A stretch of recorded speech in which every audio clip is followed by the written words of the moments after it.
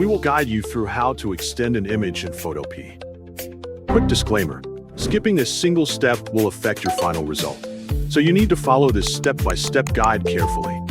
If this guide helpful, don't forget to like and subscribe. First, don't forget to comment if you still need our help or want to ask something, and we will reach you as soon as possible. Second, double-click it to launch the browser. After the browser opens, click the address bar at the top of the window, type Photopea, and press Enter on your keyboard to begin searching.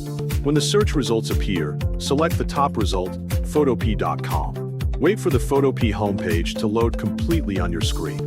Once the homepage is visible, select the New Project option to create a new editing workspace.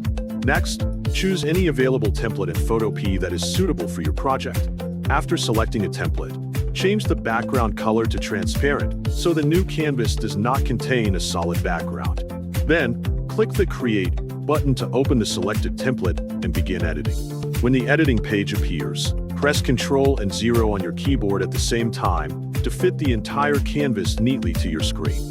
Next, go to the File menu located above the workspace and select the Open and Place option.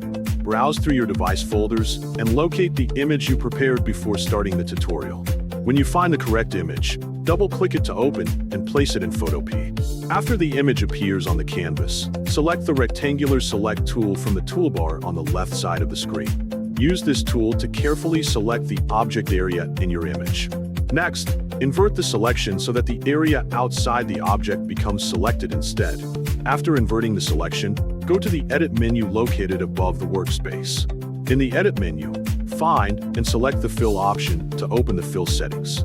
Change the fill mode to Content Aware, then click OK to apply the setting. You have now learned how to extend an image in Photopea.